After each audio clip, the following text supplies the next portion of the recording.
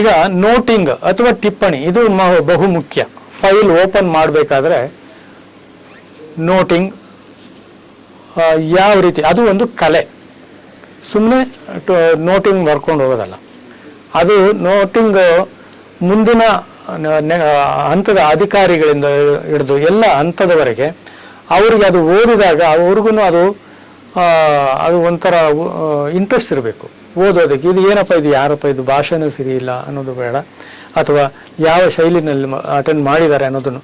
ಅದಕ್ಕೆ ಗುಣಮಟ್ಟದ ನೋಟಿಂಗ್ ಮುಖ್ಯ. ಸಾಧ್ಯವಾದಷ್ಟು ಪದಗಳು ಮತ್ತು ವಾಕ್ಯಗಳು ಪುನರಾವರ್ತನೆ ಆಗದಂತೆ ಟಿಪ್ಪಣಿಸಬೇಕು. ಇದು ಬಹು ಮುಖ್ಯ. ಈಗ ಒಂದು ಉದಾಹರಣೆಗೆ ಒಂದು ಟಪಾಲ್ ಬಂದಿದೆ, ಶ್ರೀ ರಾಮಚಂದ್ರಪ್ಪ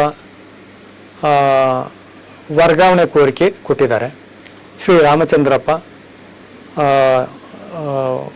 ಅಧೀಕ್ಷಕರು ಡ್ಯಾಶ್ ಡ್ಯಾಶ್ ಇಲಾಖೆ ಬೆಂಗಳೂರಿನಿಂದ ಗುಲ್ಬರ್ಗಕ್ಕೆ ವರ್ಗಾವಣೆ ಕೋರಿದ್ದಾರೆ.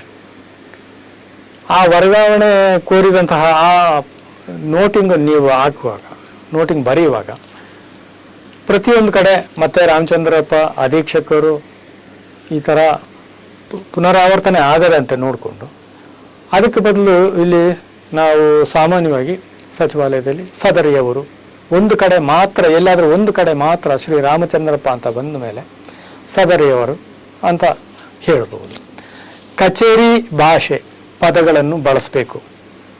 ಇಲ್ಲಿ ಆದಷ್ಟು ಒಂದು ಗುಣಮಟ್ಟದ ಭಾಷೆ, ಅಲ್ಲಿ ಕೆಲವರು ಬಳಸೋದು ಒಂದು ಅದು ಹೇಳಲಿಕ್ಕಾಗೋದಿಲ್ಲ, ಆ ರೀತಿ ಇರುತ್ತೆ. ಉದಾಹರಣೆಗೆ ಕೊಟ್ಟಿದೆ ಅನ್ನೋದನ್ನು ನೀಡಿದೆ ಅಂತ ಹೇಳ್ಬೋದು, ಮಾತನಾಡಿದೆ ಅನ್ನೋದನ್ನು ಚರ್ಚಿಸಿದೆ ಅಂತ ಹೇಳ್ಬೋದು. ಈ ರೀತಿ ಇಲಾಖೆಗಳ ಪ್ರಸ್ತಾವನೆಯನ್ನು ಇಲಾಖೆಯಾಗಿ ಪ್ರತಿಬಿಂಬಿಸಬೇಕು, ವ್ಯಕ್ತಿಯಾಗಿ ಅಲ್ಲ. ಅಂತೆಯೇ ವ್ಯಕ್ತಿಗಳ ಕೋರಿಕೆಯನ್ನು ವ್ಯಕ್ತಿ ರೂಪದಲ್ಲಿ ಬಿಂಬಿಸಬೇಕು. ಏನಾಗುತ್ತೆ, ಇಲಾಖೆಯ ಒಬ್ಬ ನಿರ್ದೇಶಕರು ಆಯುಕ್ತರು ಪ್ರಸ್ತಾವನೆಯನ್ನು ಕಳಿಸ್ಕೊಡ್ತಾರೆ. ಅದು ಅವರ ಖಾಸಗಿ ವಿಷಯಕ್ಕೆ ಸಂಬಂಧಪಟ್ಟದಲ್ಲ, ಒಟ್ಟಾರೆ ಆ ಇಲಾಖೆಗೆ ಸಂಬಂಧಪಡುವಂಥದ್ದು. ಅವರು ಆ ಇಲಾಖೆಯ ರೆಪ್ರೆಸೆಂಟೇಟಿವ್, ಆ ಇಲಾಖೆಗೆ ಅವನ್ನು ಪ್ರತಿಬಿಂಬಿಸಿ ಕಳಿಸುವಂತಹ ಆ ಪತ್ರದಲ್ಲಿ ಅವರೇ ನಿರ್ದೇಶಕರು ಕೋರಿದ್ದಾರೆ ಅಂತ, ಅಥವಾ ನಿರ್ದೇಶಕರು ತಿಳಿಸಿದ್ದಾರೆ ಅಂತೇಳಿ ಅವ್ರನ್ನ ಟಾರ್ಗೆಟ್ ಮಾಡೋದು ಬೇಡ. ಇಲಾಖೆ ಕೋರಿರುತ್ತದೆ, ನಿರ್ದೇಶನಾಲಯವು ಕೋರಿರುತ್ತದೆ, ಈ ರೀತಿ ಪದಗಳನ್ನು ಬಳಸಬಹುದು. ಅದೇ ರೀತಿ ವ್ಯಕ್ತಿಗಳ ಕೋರಿಕೆ, ಸುಮಾರು ಜನ ವರ್ಗಾವಣೆ ಕೋರಿಕೆಗಳು ಆ ವ್ಯಕ್ತಿದು ಬರುತ್ತೆ, ಅವ್ರದ್ದೇ ಆದರೆ ಆ ವ್ಯಕ್ತಿಯ ಹೆಸರನ್ನು ಅಲ್ಲಿ ತಿಳಿಸಬಹುದು. ಗೊತ್ತಾಯ್ತಲ್ಲ, ಅದನ್ನು ತಿಳಿಸಬೇಕು. ನಿಷ್ಪಕ್ಷಪಾತವಾಗಿರಬೇಕು, ಪೂರ್ವಾಗ್ರಹ ಪೀಡಿತವಾಗಿರಬಾರದು. ಪ್ರಸ್ತಾವನೆ ನಾವು ನೋಟಿಂಗ್ ಹಾಕುವಾಗ ಯಾವುದೇ ಪೂರ್ವಾಗ್ರಹ ಪೀಡಿತವಾಗಿರಬಾರದು, ನಿಷ್ಪಕ್ಷಪಾತವಾಗಿ ಇರಬೇಕು. ಸಲಹೆ, ಸೂಚನೆಗಳು, ಅಭಿಪ್ರಾಯಗಳನ್ನು ತಿಳಿಸಬಾರದು. ವಿಷಯ ನಿರ್ವಾಹಕರ ಕರ್ತವ್ಯ ಇಷ್ಟೇ, ಅವರು ವಿಷಯವನ್ನು ಸರಿಯಾಗಿ ಓದ್ಕೊಂಡು ಅರ್ಥ ಮಾಡಿಕೊಂಡು ಮಂಡಿಸಬೇಕು. ಯಾವ ನಿಯಮ ಅದಕ್ಕೆ ಪೂರಕವಾಗಿ ಏನು ಹೇಳುತ್ತೆ, ಅದಕ್ಕೆ ಯಾವ ಆದೇಶಗಳು, ಯಾವ ನಿಯಮಗಳು, ಏನೇನು ಸಂಬಂಧಪಡುವ ದಾಖಲೆಗಳನ್ನೆಲ್ಲ ಇಟ್ಟು ಅದರಲ್ಲಿರುವ ಅವಕಾಶಗಳು, ಇದನ್ನು ಅಷ್ಟೇ ಹೇಳಬೇಕೇ ಹೊರತು ನಾವು ಸಲಹೆ, ಸೂಚನೆ ಈ ಥರ ಮಾಡಬಹುದು, ಆ ಥರ ಮಾಡಬಹುದು. ಅದಕ್ಕೆ ಮಿಡಲ್ ಮ್ಯಾನೇಜ್ಮೆಂಟ್ ಅಧಿಕಾರಿಗಳಿದ್ದಾರೆ. ಅಧಿಕಾರಿಗಳ ಅವರ ಜವಾಬ್ದಾರಿ, ಅದು ಅವರ ಕರ್ತವ್ಯ, ಅವ್ರು ಮಾಡ್ತಾರೆ. ಸ್ವೀಕೃತಿಯ ಮೇಲೆ ಸಚಿವರ ಮೇಲಾಧಿಕಾರಿಯ ಸೂಚನೆ ಇದ್ದರೆ ಅದನ್ನು ಟಿಪ್ಪಣಿಯಲ್ಲಿ ತಿಳಿಸಬೇಕು. ನಾವು ಬರೆಯುವಂತಹ ನೋಟಿಂಗ್ನಲ್ಲಿ ಅದನ್ನು ತಿಳಿಸಬೇಕು. ಟಿಪ್ಪಣಿಯ ಮೇಲೆ ಈ ರೀತಿ ಸೂಚನೆ, ಈ ಕೆಳಕಂಡಂತೆ ಮಾನ್ಯ ಸಚಿವರು ಅಥವಾ ಮಾನ್ಯ ಮುಖ್ಯಮಂತ್ರಿಗಳು ಆದೇಶಿಸಿರುತ್ತಾರೆ, ಅದನ್ನು ತಿಳಿಸಬೇಕು. ಅದು ಹೈಲೈಟ್ ಆಗುತ್ತೆ, ಎದ್ದು ಕಾಣುತ್ತೆ. ಆವಾಗ ಅಧಿಕಾರಿಗಳು ಅದನ್ನು ಪ್ರತ್ಯೇಕವಾಗಿ ಗಮನಿಸ್ತಾರೆ. ಟಿಪ್ಪಣಿಯನ್ನು ಚುಟುಕಾಗಿ ಸಂಕ್ಷಿಪ್ತವಾಗಿ ಬರೆಯಬೇಕು. ಪ್ರೀಸಿಸ್ ರೈಟಿಂಗ್ ಅಂತ ಹೇಳ್ತಾರೆ. ಒಂದು 2-3 ಪುಟದ ಒಂದು ಪತ್ರ ಇರಬಹುದು, ಒಂದು ಮನವಿ ಇರಬಹುದು, ಕೋರಿಕೆ ಇರಬಹುದು, ಪ್ರಸ್ತಾವನೆ ಇರಬಹುದು. ಅದನ್ನು ಓದಿಕೊಂಡು ಸಾರಾಂಶ ಎಷ್ಟು ಸಾಧ್ಯವೋ ಅಷ್ಟು ಸ್ವೀಕೃತಿ ಅಥವಾ ಪ್ರಸ್ತಾವನೆಯಲ್ಲಿ ಸಾರಾಂಶಕ್ಕೆ ಹೆಚ್ಚು ಒತ್ತು ನೀಡಬೇಕು. ಕೆಲವು ವಿಷಯ ನಿರ್ವಾಹಕರು ಅದನ್ನು ಅರ್ಥ ಮಾಡಿಕೊಂಡು ಆ ವಿಚಾರವನ್ನು ಮಂಡಿಸುವಾಗ ಏನು ಮಾಡ್ತಾರೆ, ಪತ್ರದಲ್ಲಿ ಈಗ 2 ಪುಟದ ಪತ್ರ ಇದ್ದರೆ ಆ 2 ಪುಟನೂ ಕೂಡ ಅಷ್ಟೂ ಬೆರಳಚ್ಚು ಮಾಡಿ ತಿಳಿಸುವಂಥ ಪ್ರಯತ್ನ ಮಾಡ್ತಾರೆ, ಹೆಚ್ಚು ವಿವರಿಸುವ ಆ ದೃಷ್ಟಿಯಿಂದ. ಅದರ ಅಗತ್ಯ ಇಲ್ಲ. ಈಗ ವರ್ಗಾವಣೆ ಕೋರಿಕೆ ಯಾರಾದರೂ ಕಳಿಸ್ಕೊಟ್ರೆ ಆ ವರ್ಗಾವಣೆ ಕೋರಿಕೆ ಆ ವ್ಯಕ್ತಿ ಯಾರು ಮೊದಲು ತಿಳಿಸ್ಬೇಕಾದಂಥದ್ದು ಯಾವ ಜಾಗದಿಂದ ಯಾವ ಜಾಗಕ್ಕೆ ವರ್ಗಾವಣೆ ಕೇಳಿದ್ದಾರೆ. ಅವರ ಮನವಿಯಲ್ಲಿ ಅವರ ಕೌಟುಂಬಿಕ ಸಮಸ್ಯೆಗಳ ಹಲವಾರನ್ನು ತಿಳಿಸಿರ್ತಾರೆ. ಅದನ್ನೆಲ್ಲ ನೋಟಿಂಗ್ನಲ್ಲಿ ತರೋ ಅಗತ್ಯ ಇಲ್ಲ. ವರ್ಗಾವಣೆ ಯಾವ ಜಾಗದಿಂದ ಯಾವ ಜಾಗಕ್ಕೆ ಕೋರಿದ್ದಾರೆ ಅದನ್ನು ತಿಳಿಸಿದ್ರೆ ಸಾಕು. ಆ ರೀತಿ ನಾವು ಸಂಕ್ಷಿಪ್ತಗೊಳಿಸಬಹುದು. ಸಂದರ್ಭಾನುಸಾರ ಕಾನೂನು ಕೋಶದ ಮುಖ್ಯಸ್ಥರು, ಆಂತರಿಕ ಆರ್ಥಿಕ ಸಲಹೆಗಾರರು, ಸಿಬ್ಬಂದಿ ಮತ್ತು ಆಡಳಿತ ಸುಧಾರಣೆ ಇಲಾಖೆ, ಸೇವಾ ನಿಯಮಗಳು, ಆರ್ಥಿಕ ಇಲಾಖೆ, ಕಾನೂನು ಇಲಾಖೆ, ಸಂಸದೀಯ ವ್ಯವಹಾರಗಳು ಮತ್ತು ಶಾಸನ ರಚನೆ ಇಲಾಖೆ, ಯೋಜನಾ ಇಲಾಖೆ ಇತ್ಯಾದಿ ವಿಭಾಗಗಳ ಅಭಿಪ್ರಾಯ ಸಹಮತಿ ಪಡೆಯಬೇಕು ಎಂಬ ಬಗ್ಗೆ ತಿಳಿಸಬಹುದು. ಇದನ್ನು ತಿಳಿಸಬಹುದು. ಯಾಕೆಂತಂದರೆ ನಾವು ವಿಷಯ ನಿರ್ವಾಹಕರು ಕಡತ ಮಂಡನೆ ಮಾಡುವಾಗ ಅದರಲ್ಲಿ ಈಗ ಫೈನಾನ್ಷಿಯಲ್ ಇಂಪ್ಲಿಕೇಶನ್ ಇರುವಂತಹ ಕಡತ ಇದ್ದರೆ ಅದನ್ನು ಫೈನಾನ್ಸ್ ಡಿಪಾರ್ಟ್ಮೆಂಟಿಗೆ ಕಳಿಸ್ಬೇಕಾಗೋದು ಸಂದರ್ಭ ಬರುತ್ತೆ. ಅಥವಾ ನೇಮಕಾತಿ ನಿಯಮಾವಳಿಗಳಿಗೆ ಸಂಬಂಧಪಟ್ಟಂಥ ವಿಷಯಗಳಿದ್ದರೆ ಅದು, ಅಥವಾ ಕಾನೂನು ತಕರಾರು ಇರುವಂತಹ ವಿಷಯಗಳಿಗೆ ಸಂಬಂಧಪಟ್ಟಂಥದ್ದಾದರೆ ಅದನ್ನು ಇಂಥವರ ಅಭಿಪ್ರಾಯ ಅಥವಾ ಇಂಥವರ ಸಹಮತಿ ಅದನ್ನು ಕೋರಬಹುದಾಗಿದೆ ಅಂತ ತಿಳಿಸಿ ಮುಂದಿನ ಆದೇಶಕ್ಕಾಗಿ ಅಂತೇಳಿ ವಿಷಯ ನಿರ್ವಾಹಕರು ಮಂಡಿಸಬೇಕು ಅಷ್ಟೇ. ಕೋರಲು ತಿಳಿಸುವ ಮೂಲಕ ಮುಂದಿನ ಆದೇಶಕ್ಕಾಗಿ ಸಲ್ಲಿಸುವುದು ಮಂಡಿಸುವುದು ವಿಷಯ ನಿರ್ವಾಹಕರ ಜವಾಬ್ದಾರಿ ಆಗುತ್ತೆ. ಭೌತಿಕ ಕಡತ ಮಂಡಿಸುವಾಗ ಈ ಕೆಳಕಂಡ ಅಂಶಗಳನ್ನು ಗಮನಿಸಬೇಕು. ಭೌತಿಕ ಕಡತ ಮಂಡಿಸುವಾಗ ಇದು ಈ ಆಫೀಸ್ ಆದ್ರಿಂದ ಹೆಚ್ಚು ಇದರ ಪ್ರಾಮುಖ್ಯತೆ ಇಲ್ಲ. ಪ್ರತಿ ಟಿಪ್ಪಣಿ ಪುಟದ ಮೇಲ್ಭಾಗದ ಗೆರೆಯ ಮೇಲಿನ ಜಾಗದಲ್ಲಿ ಕಡತದ ವಿಷಯ ಮತ್ತು ಸಂಖ್ಯೆಯನ್ನು ನಮೂದಿಸಬೇಕು. ಭೌತಿಕ ಕಡತ ತಾವು ಗಮನಿಸಿರಬಹುದು, ಟಿಪ್ಪಣಿ ಹಾಳೆ ಇರುತ್ತಲ್ಲ, ಅದರ ಮೇಲ್ಗಡೆ ಒಂದು ಮಾರ್ಜಿನಲ್ಲಿ ವಿಷಯ ಮತ್ತು ಕಡತ ಸಂಖ್ಯೆ ಅದನ್ನು ಪ್ರತಿ ಕಡತಗಳಲ್ಲಿ ಪ್ರತಿ ನೋಟ್ ಶೀಟಲ್ಲಿ ಅಥವಾ ಟಿಪ್ಪಣಿ ಪುಟದಲ್ಲಿ ಬರೀಬೇಕು. ಟಿಪ್ಪಣಿ ಪ್ರಾರಂಭಿಸುವ ಮೊದಲು ಡಾಕೆಟಿಂಗ್ ಮಾಡಬೇಕು. ಡಾಕೆಟಿಂಗ್ ಅಂದರೆ ಏನಂದರೆ ಇಂಡೆಕ್ಸಿಂಗ್. ಆ ಕಡತದಲ್ಲಿ ಯಾವ ಯಾವ ಹಂತದಲ್ಲಿ ಯಾವ್ಯಾವ ಸ್ವೀಕೃತಿಗಳು ಬಂದಿದ್ದಾವೆ, ಅದನ್ನು ಎಲ್ಲಿ ಇರಿಸಿದೆ ಅನ್ನೋದನ್ನು ಅಲ್ಲಿ ಪುಟ ಸಂಖ್ಯೆ, ಪತ್ರದ ಸಂಖ್ಯೆ ಮತ್ತು ಯಾರಿಂದ ಬಂದಿದೆ ಅನ್ನೋದನ್ನು ಇಂಡೆಕ್ಸಿಂಗ್ ಮಾಡ್ತಾರೆ ಅಷ್ಟೇ. ಪ್ರತಿ ಖಂಡಿಕೆಗೆ ಸಂಖ್ಯೆ, ನೋಟ್ ಸಂಖ್ಯೆ ಅಥವಾ ಅಂದರೆ ಪ್ಯಾರಾ ನಂಬರ್ ನಮೂದಿಸಬೇಕು. ಟಿಪ್ಪಣಿ ಪುಟದ ಎಡ ಮತ್ತು ಬಲಭಾಗದ ಗೆರೆಗಳ ನಂತರದ ಜಾಗದಲ್ಲಿ ಟಿಪ್ಪಣಿ ಬರೆಯಬಾರದು. ಅಂದರೆ ನೋಟ್ ಶೀಟ್ ತಾವು ಗಮನಿಸಿರಬೇಕು, ಆ ಕಡೆ ಈ ಕಡೆ ಮಾರ್ಜಿನ್ ಇರುತ್ತೆ. ಆ ಮಾರ್ಜಿನ್ ನಂತರನೂ ಬರೆಯೋಕ್ಕೆ ಹೋಗಬಾರ್ದು, ಮಾರ್ಜಿನ್ ಒಳಗಡೆನೆ ಅದನ್ನು ಬರೆಯಬೇಕು ಅಂತ. ಟಿಪ್ಪಣಿ ಪುಟದ ಕೆಳಭಾಗದಲ್ಲಿ ಟಿಪ್ಪಣಿಯನ್ನು ಅಂತಿಮಗೊಳಿಸದಂತೆ ಗಮನಿಸಬೇಕು. ಟಿಪ್ಪಣಿ ಪುಟದ ಕೊನೆಯವರೆಗೂ ತಗೊಂಡೋಗಿ ಅಲ್ಲಿ ಅಧಿಕಾರಿಗಳಿಗೆ ಸಹಿ ಮಾಡೋದಕ್ಕೆ ಅವಕಾಶ ಮಾಡಿಕೊಡ್ಬಾರ್ದು. ಇನ್ನೂ 2-3 ಲೈನ್ ಬರೆಯೋದಕ್ಕೆ ಅವಕಾಶ ಇರುವಾಗಲೇ ಹಿಂದಿನ ಪುಟಕ್ಕೆ ಹೋಗಿ ಅಲ್ಲಿ ನಂತರದ ಪುಟಗಳಲ್ಲಿ ಬರೆದು ಮುಕ್ತಾಯಗೊಳಿಸಿದ್ರೆ ಅಧಿಕಾರಿಗಳಿಗೆ ಸಹಿ ಮಾಡಲಿಕ್ಕೆ ಅಥವಾ ಅವ್ರು ಬರೆಯೋದಕ್ಕೆ ಅವಕಾಶ ಮಾಡಿಕೊಟ್ಟಂಗಾಗುತ್ತೆ ಅಂತ. ಟಿಪ್ಪಣಿಯನ್ನು ಬರೆದು ಅಂತಿಮಗೊಳಿಸಿದ ವಿಷಯ ನಿರ್ವಾಹಕರು ಟಿಪ್ಪಣಿಯ ಎಡಭಾಗದಲ್ಲಿ ತಮ್ಮ ಸಹಿ ಮತ್ತು ದಿನಾಂಕವನ್ನು ನಮೂದಿಸಬೇಕು. ಭೌತಿಕ ಕಡತದಲ್ಲಿ ಅದು. ಈ ಆಫೀಸ್ನಲ್ಲಾದರೆ ಬೈ ಡಿಫಾಲ್ಟ್ ಅವ್ರದ್ದು ಹೆಸರು ಎಲ್ಲ ಅಲ್ಲಿ ಬರುತ್ತೆ. ಈ ಭೌತಿಕ ಕಡತದಲ್ಲಿ ಅವರು ಸಹಿ ಮಾಡಬೇಕು, ಚೋಟ ಸಿಗ್ನೇಚರ್ ಅಂತ ಹೇಳ್ತಾರೆ, ಚಿಕ್ಕ ಒಂದು ಸಿಗ್ನೇಚರ್ ಮಾಡಬೇಕು, ಮತ್ತು ದಿನಾಂಕ, ಮಂಡಿಸಿದ ದಿನಾಂಕ ಬರೀಬೇಕು. ಟಿಪ್ಪಣಿ ಬರೆಯುವ ಖಂಡಿಕೆಗಳಲ್ಲಿ ಉಲ್ಲೇಖಿಸಲಾಗುವ ಪತಾಕೆ, ಫ್ಲಾಗ್, ಪುಟ ಸಂಖ್ಯೆ, ಪೇಜ್ ನಂಬರ್ಗಳ ಬಗ್ಗೆ ಎಡ ಅಥವಾ ಬಲಭಾಗದ ಗೆರೆಯ ನಂತರದ ಜಾಗದಲ್ಲಿ, ಅಂದರೆ ಆ ಮಾರ್ಜಿನ್, ಮಾರ್ಜಿನಲ್ಲಿ ಅಥವಾ ಬಲ ಮಾರ್ಜಿನಲ್ಲಿ ನಾವು ಆ ಟಿಪ್ಪಣಿಯಲ್ಲಿ ಹೇಳಿರುವಂತಹ ಇಂಥ ಪತ್ರಗಳು ಇಂಥ ಪುಟದಲ್ಲಿ ಅನ್ನೋದನ್ನು ಆ ಮಾರ್ಜಿನಲ್ಲಿ ಅಷ್ಟು ಮಾತ್ರ ತಿಳಿಸಬಹುದು. ಪತ್ರ ವ್ಯವಹಾರ, ಕರೆಸ್ಪಾಂಡೆನ್ಸ್, ಆಯಾ ಕಡತಕ್ಕೆ ಸಂಬಂಧಿಸಿದಂತೆ ಸ್ವೀಕೃತಿಗೊಳ್ಳುವ ಟಪಾಲುಗಳನ್ನು ಕಡತದ ಬಲಭಾಗದಲ್ಲಿ ಟ್ಯಾಗ್ ಮಾಡಬೇಕು. ಅಂದರೆ ಟಪಾಲುಗಳು ಬಂತು, ಈಗ ಒಂದು ಫೈಲ್ ಓಪನ್ ಮಾಡಿದಾಗ ಬಲಭಾಗದಲ್ಲಿ, ಓಪನ್ ಮಾಡಿದ ತಕ್ಷಣ ಬಲಭಾಗದಲ್ಲಿ ಸ್ವೀಕೃತಿಗಳು, ನಮ್ಮ ಟಪಾಲುಗಳನ್ನೆಲ್ಲ ಬಲಭಾಗದಲ್ಲಿ ಇಡಬೇಕು. ಎಡಭಾಗದಲ್ಲಿ ನೋಟಿಂಗ್, ನಾವು ಟೈಪ್ ಮಾಡುವಂಥದ್ದು ನೋಟಿಂಗ್ ಎಲ್ಲ ಎಡಭಾಗದಲ್ಲಿ ಇರುತ್ತೆ. ಪ್ರತಿಯೊಂದು ಪುಟಕ್ಕೆ ಪುಟ ಸಂಖ್ಯೆ ಬರೆಯಬೇಕು. ಬಲಭಾಗದಲ್ಲಿ ಇಡುವಂತಹ ಪುಟಗಳಿಗೆಲ್ಲ ಪುಟ ಸಂಖ್ಯೆ ಬರೆಯಬೇಕು. ಶಾಖೆಯಿಂದ ಹೊರಡಿಸಲಾಗುವ ಪತ್ರ, ಆದೇಶ, ಸುತ್ತೋಲೆ, ಅಧಿಸೂಚನೆ ಇತ್ಯಾದಿಗಳ ಕಚೇರಿ ಪ್ರತಿಯನ್ನು ಇದೇ ಭಾಗದಲ್ಲಿ ಟ್ಯಾಗ್ ಮಾಡಬೇಕು ಅಥವಾ ಸ್ಕ್ಯಾನ್ ಮಾಡಿ ಅಪ್ಲೋಡ್ ಮಾಡಿ ಆ ಭಾಗದಲ್ಲಿ ಇಡಬೇಕು.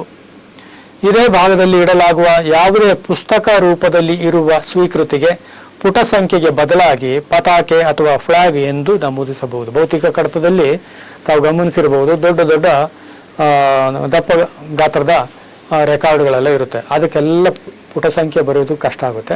ಅದಕ್ಕೆ ಪತಾಕೆ, ಒಂದು ಫ್ಲಾಗ್ ಅಂತ ಹಾಕಿ ಇಡಬಹುದು. ಸ್ವೀಕೃತಿಗಳು ಕಡತದ ಒಳಗೆ ಸಂರಕ್ಷಣೆ ಆಗುವಂತೆ ನೋಡಿಕೊಳ್ಳಬೇಕು. ಆದಷ್ಟು ಕಡತದ ಕವಚದ ಒಳಗೆ ಇರಬೇಕು. ಅದನ್ನೇನು ಮಾಡ್ತಾರೆ, ಕೆಲವು ಕಡೆ ನಾವು ನೋಡಿರ್ಬೋದು, ಗಮನಿಸಿರ್ಬೋದು, ಪುಟಗಳೆಲ್ಲ ಹೊರವರೆಗೆ ಇರುತ್ತೆ. ಅದು ಕಾಲಾನಂತರ ಅದೆಲ್ಲ ಅರ್ಧೋಗುವಂಥ ಸಂದರ್ಭ ಬರುತ್ತೆ. ಈ ಕಚೇರಿಯಲ್ಲಿ ಅದರ ಸಂದರ್ಭ ಬರೋದಿಲ್ಲ. ಈ ವಿಷಯಗಳನ್ನು ತಿಳ್ಕೋಬೇಕು. ಸಹಮತಿ ಅಂದರೆ ಏನು, ಅನುಮೋದನೆ ಅಂದರೆ ಏನು, ಅಭಿಪ್ರಾಯ ಅಂದರೆ ಏನು ಅಂತ. ಆರ್ಥಿಕ ಇಲಾಖೆಗೆ ಕಳಿಸುವಾಗ ಫೈಲು ಸಹಮತಿ, ಅಭಿಪ್ರಾಯ ಇದು ಕಳಿಸ್ತೀವಿ. ಕಾನೂನು ಇಲಾಖೆಗೆ ಕಳಿಸುವಾಗ ಅಭಿಪ್ರಾಯ ಕೋರ್ತೀವಿ. ಸಿಬ್ಬಂದಿ ಮತ್ತು ಆಡಳಿತ ಸುಧಾರಣೆ ಇಲಾಖೆ ನೇಮಕಾತಿ ವಿಷಯಗಳಿರ್ಬೋದು, ಸೇವಾ ವಿಷಯಗಳಿಗೆ ಯಾವುದಕ್ಕೆ ಇರ್ಬೋದು, ಅದಕ್ಕೆ ಸಂಬಂಧಪಡುವಂತೆ ಅಭಿಪ್ರಾಯ ಕೇಳ್ತೀವಿ. ಮಾನ್ಯ ಸಚಿವ ಸಂಪುಟ ಶಾಖೆಗೆ ಕಡತವನ್ನು ಕಳಿಸುವಾಗ ಅದು ಅನುಮೋದನೆ ಕೇಳ್ತೀವಿ. ಇದನ್ನೆಲ್ಲ ತಿಳ್ಕೊಂಡಿರ್ಬೇಕು ಈ ಪದಗಳ ಬಗ್ಗೆ. ಈಗ ಕಡತಗಳು ಯಾವ್ಯಾವ ರೀತಿ ಕಡತಗಳು ಅಂತ ನೋಡೋಣ. RAS ಕಡತ ಅಂದರೆ ವಿಷಯ ನಿರ್ವಾಹಕರು ಮಂಡಿಸಲಾದ ಕಡತವು ಮುಂದಿನ ಹಂತದವರೆಗೆ ಪರಾಮರ್ಶೆಗೊಂಡು ಪುನಃ ವಿಷಯ ನಿರ್ವಾಹಕರ ಬಳಿಗೆ ಹಿಂದಿರುಗಿಸಲ್ಪಟ್ಟ ಕಡತವನ್ನು RAS ಕಡತ ಅಂತ ಹೇಳ್ತಾರೆ. Returned after submission. ಒಂದ್ಸರಿ ಕಡತ ಮಂಡನೆ ಮಾಡ್ತಾರೆ, ಅದು ಹಲವು ಹಂತಗಳವರೆಗೆಲ್ಲ ಹೋಗಿ ಕಡತ ಮತ್ತೆ ಮುಂದಿನ ಕ್ರಮಕ್ಕಾಗಿ ವಿಷಯ ನಿರ್ವಾಹಕರಿಗೆ ಬರುತ್ತೆ. ಆ ಹಂತ ಬಹಳ ಮುಖ್ಯ. ಯಾವ ಅಧಿಕಾರಿ ಅಥವಾ ಯಾರು ಅದರಲ್ಲಿ ಸೂಚನೆ ನೀಡಿದ್ದಾರೆ ಅದನ್ನು ಈ ಹಂತದಲ್ಲಿ ಗಮನಿಸಬೇಕು, ಅದರಂತೆ ಕ್ರಮ ವಹಿಸಬೇಕು. ಗಮನಿಸದೆ ಅದನ್ನು ಕೆಲವೊಮ್ಮೆ ಏನಾಗುತ್ತೆ, ನಾವು ಕೆಲಸದ ಒತ್ತಡದಲ್ಲಿ ಅದನ್ನು ಗಮನಿಸೋದಿಲ್ಲ. ಅದರಲ್ಲಿ ಮುಖ್ಯವಾದ ಸೂಚನೆ ಕೊಟ್ಟಿರ್ತಾರೆ, ಅದನ್ನು ಗಮನಿಸದೆ ಇಟ್ಬಿಡ್ತೇವೆ, ಅದು ತಪ್ಪಾಗುತ್ತೆ. ಅದನ್ನು ಗಮನಿಸಬೇಕು. ಏಕಕಡತ ಅಂತಲೂ ಇದೆ. ಏಕಕಡತ ಪದ್ಧತಿ ಅಂತಂದರೆ ಪ್ರತಿ ಇಲಾಖೆ, ಕ್ಷೇತ್ರ ಇಲಾಖೆಯಿಂದ ಕಡತ ನೇರವಾಗಿ ಸಚಿವಾಲಯಕ್ಕೆ, ಅದೇ ಕಡತದಲ್ಲಿ ಈಗ ಏನಾಗುತ್ತೆ, ನಾ ಇಷ್ಟೊತ್ತು ಮಾತಾಡಿದ್ದು ಇಲಾಖೆಯಿಂದ ಟಪಾಲು ಅಥವಾ ಸ್ವೀಕೃತಿ ಮೂಲಕ ಪ್ರಸ್ತಾವನೆ ಬರುತ್ತೆ. ಈ ಸಚಿವಾಲಯದಲ್ಲಿ ಕಡತವನ್ನು ತೆರೆಯಲಾಗುತ್ತೆ. ಇದು ಆ ರೀತಿ ಅಲ್ಲ, ಅವರೇ ಕಡತ ಪ್ರಾರಂಭ ಮಾಡಿರ್ತಾರೆ. ತೆರೆದಿರುವಂತಹ ಕಡತವನ್ನು ಸಚಿವಾಲಯಕ್ಕೆ ಈ ಕಚೇರಿ ಮೂಲಕ ಕಳಿಸ್ಕೊಡ್ತಾರೆ ಅಥವಾ ಭೌತಿಕವಾಗಿ ಕಳಿಸ್ಕೊಡ್ತಾರೆ. ಅದೇ ಕಡತದಲ್ಲಿ ಸಚಿವಾಲಯದ ಕ್ರಮಗಳನ್ನು ನಿರ್ವಹಿಸೋದು, ಮತ್ತು ಅದನ್ನು ಅಲ್ಲೊಂದು ಕಡತ ತೆರೆಯುವಂಥ ಅಗತ್ಯ ಇಲ್ಲ. ಅದನ್ನು ಸಿಂಗಲ್ ಫೈಲ್ ಸಿಸ್ಟಮ್ ವ್ಯವಸ್ಥೆಯ ಉದ್ದೇಶವು ಕ್ಷೇತ್ರ ಇಲಾಖೆಯಿಂದ ಸಚಿವಾಲಯದ ಆಡಳಿತ ಇಲಾಖೆಯವರೆಗೆ ಒಂದೇ ಕಡತದಲ್ಲಿ ಪ್ರಸ್ತಾವನೆಯನ್ನು ತ್ವರಿತವಾಗಿ, ಇದು ಮುಖ್ಯ, ತಕ್ಷಣ ತ್ವರಿತವಾಗಿ ನಿರ್ವಹಿಸೋದಕ್ಕೆ ಈ ವ್ಯವಸ್ಥೆ ಮಾಡ್ತಾರೆ.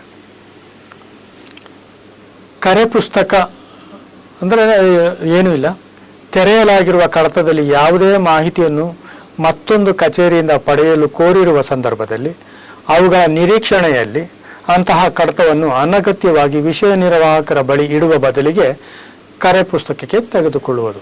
ಕರೆ ಪುಸ್ತಕ ಅಂತ ಒಂದು ರಿಜಿಸ್ಟರ್ ಇರುತ್ತೆ, ಅದರಲ್ಲಿ ಈ ಕಡತವನ್ನು ಈಗ ಸದ್ಯಕ್ಕೆ ಇದರಲ್ಲಿ ಕ್ರಮ ಇಲ್ಲ, ನಾವು ಕೋರಿರುವ ಮಾಹಿತಿ ಬರೋವರೆಗೂ ಅದು ನಿರೀಕ್ಷಿಸಿ ಅದನ್ನು ವಿಷಯ ನಿರ್ವಾಹಕರ ಬಳಿ ಇಟ್ಟರೆ ಅದು ವಿಷಯ ನಿರ್ವಾಹಕರ ಬಳಿ ಬಾಕಿ ಇದೆ, ಪೆಂಡಿಂಗ್ ಇದೆ ಅಂತ ತಿಳಿಸುತ್ತೆ. ಅದರಿಂದ ಬೇಡ, ಇದನ್ನು ಆ ರಿಜಿಸ್ಟ್ರಲ್ಲಿ ಇಂಥ ದಿನಾಂಕ ಕರೆ ಪುಸ್ತಕಕ್ಕೆ ತೆಗೆದುಕೊಳ್ಳಲಾಗಿದೆ ಅಂತ ಹೇಳ್ಬಿಟ್ಟು ವಿಷಯ ನಿರ್ವಾಹಕರು ಒಂದು ಕಡೆ ಇಡ್ತಾರೆ. ಅದನ್ನು ಇಲ್ಲಿ ಇಂಡೆಕ್ಸಿಂಗ್ ಮಾಡಿ ಅದನ್ನು ಎಂಟ್ರಿ ಮಾಡಿ ಇಡ್ತಾರೆ. ಅದೇ ಈ ಕಚೇರಿಯಲ್ಲಿ ಅದನ್ನು ಪಾರ್ಕ್ ಅಂತ ಹೇಳ್ತಾರೆ, ಪಾರ್ಕ್ ಫೈಲ್ ಅಂತ ಮಾಡಿ ಇಟ್ಬಿಟ್ರೆ ಅದು ಪೆಂಡೆನ್ಸಿ ಫೈಲ್ಗಳಲ್ಲಿ, ಬಾಕಿ ಪಟ್ಟಿಗಳಲ್ಲಿ ತೋರಿಸೋದಿಲ್ಲ. ಅರ್ಥನಾ? ಈಗ ವಿವಿಧ ರೀತಿಯ ಸಂವಹನಗಳು ನಮ್ಮ ಸಚಿವಾಲಯದಲ್ಲಿ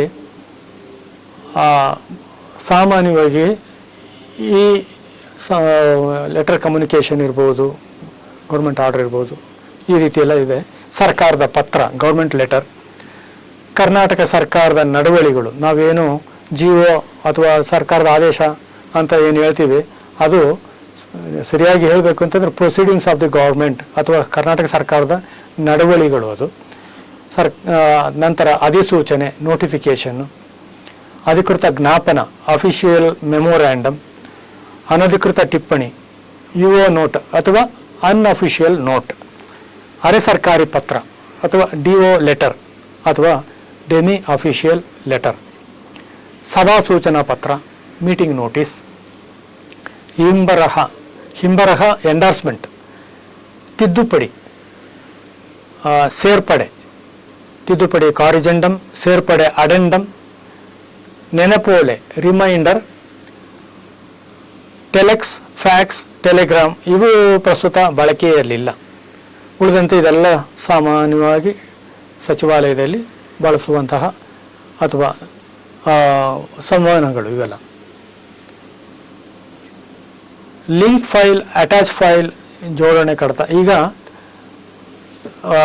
ಈ ಒಂದು ಫೈಲ್ ತೆರೆಯುವಾಗ ಆ ಫೈಲಿಗೆ ಸಂಬಂಧಪಡುವಂತೆ ಮತ್ತೊಂದು ಫೈಲನ್ನು ಅದರ ಜೊತೆಯಲ್ಲಿ ಇಡುವಂಥದ್ದು. ಅಂದರೆ ಈ ಉದಾಹರಣೆಗೆ ಈ ಸಾಲಿನಲ್ಲಿ ಆಯವ್ಯಯ ಆ ಇಲಾಖೆಗೆ ಬೇಕಾದಂತಹ ಅನುದಾನ ಕೋರಿಕೆಗೆ ಕಡತ ಮಂಡಿಸುವಾಗ ಹಿಂದಿನ ಸಾಲಿನ ಅನುದಾನ ವಿಷಯಕ್ಕೆ ಸಂಬಂಧಪಟ್ಟ ಕಡತವನ್ನು ಈ ಕಡತದೊಂದಿಗೆ ಅದರ ಕೆಳಗಡೆ ಇಟ್ಟು, ಭೌತಿಕ ಕಡತ ಆದರೆ ಅದನ್ನು ಲಿಂಕ್ ಅಂತ ಹೇಳಿ ಅದನ್ನು ಕಡತದ ಜೊತೆಯಲ್ಲಿ ಇಡುವಂಥದ್ದು. ಈ ಆಫೀಸ್ನಲ್ಲಿ ಅದನ್ನು ಅಟ್ಯಾಚ್ ಮಾಡ್ತಾರೆ. ಅದೇನೆ ತೆರೆಯಲಾದ ಕಡತಕ್ಕೆ ಸಂಬಂಧಪಡುವ ಯಾವುದೇ ಪೂರ್ವ ನಿದರ್ಶನ ಕಡತ ಅಥವಾ ಸಂಬಂಧಪಡುವ ಯಾವುದೇ ಕಡತವನ್ನು ಚಾಲ್ತಿ ಕಡತದೊಂದಿಗೆ ಇರಿಸುವುದು. ಆಯ್ತಲ್ಲ? ನೆಕ್ಸ್ಟ್ ಭಾಗ ಕಡತ. ನಾವು ಯಾವುದೇ ಒಂದು ಫೈಲ್ ಓಪನ್ ಮಾಡಿದಾಗ ಅದು ಮುಖ್ಯ ಕಡತ ಆದರೆ ಅದರದೇ ಭಾಗ ಕಡತ, ಪಾರ್ಟ್ ಫೈಲ್ ಅಂತಲೂ ಓಪನ್ ಮಾಡಬಹುದು. ಈಗ ಉದಾಹರಣೆಗೆ ಒಂದೇ ಸಮಯ ಏಕಕಾಲದಲ್ಲಿ 2-3 ಇಲಾಖೆಯ ಅಭಿಪ್ರಾಯ ಕೋರಬೇಕಾಗುತ್ತೆ ಒಂದು ಪ್ರಸ್ತಾವನೆಗೆ ಸಂಬಂಧಪಡುವಂತೆ.